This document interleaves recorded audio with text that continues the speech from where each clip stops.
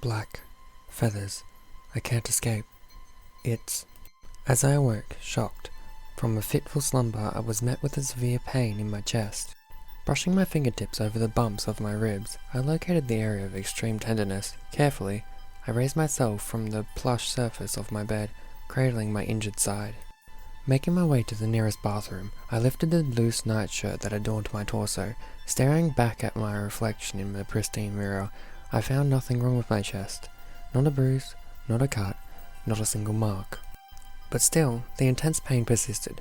I could almost pick out the steady rhythm to the pulse-like sensation, and out of the corner of my eye I thought I saw a crow. It won't stop. This persisting agony. My attempts at calming myself are moot.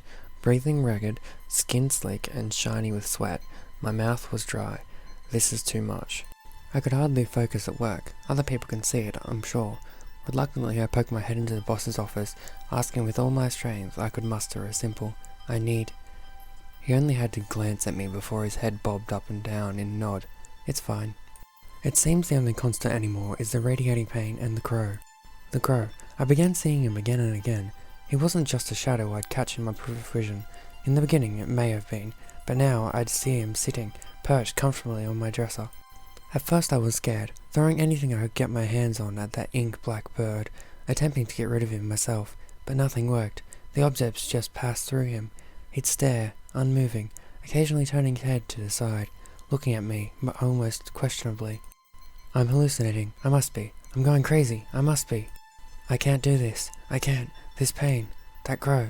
This is driving me insane. Stumbling to my small washroom, I once again lifted the hem of my shirt, and just as before, there was not a single thing I'd missed on my pallid skin. But still, the thump, thump, thump continued on. It wasn't always there, you know. Sometimes the pain would dissipate, leaving only a soreness. It seems the more distressed I became, the more it gets worse. Only every rapid beat of my heart, the pain escalates. This needs to stop. I'm suffocating. Surprisingly, I felt not a thing as the sharp blade punched in my chest. I slowly followed the line of my rib, stopping midway, blood spilling out of the small rivulets.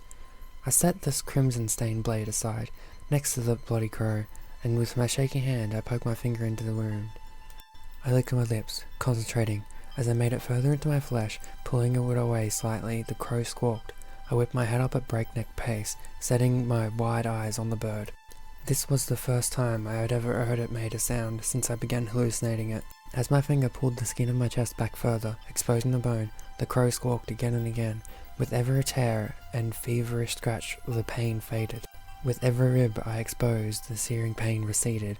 I became more and more frenzied into my actions, until my whole rib cage was bare to see. I touched the white of my bones. Despite all the missing flesh, I didn't feel scared. Rather, I was intrigued. The smell of iron was thick, the crow's loud noises oppressive, but I felt a sort of calm. I looked to the puddle of skin and blood, and over to the mirror. What I saw staring back at me was horrifying. No, this can't be right. Small, beady black eyes. The crow came closer to me, since ceasing its squawking, and looked intently at my bare chest. What lay within my chest cavity was a small, jet-black bird. A crow.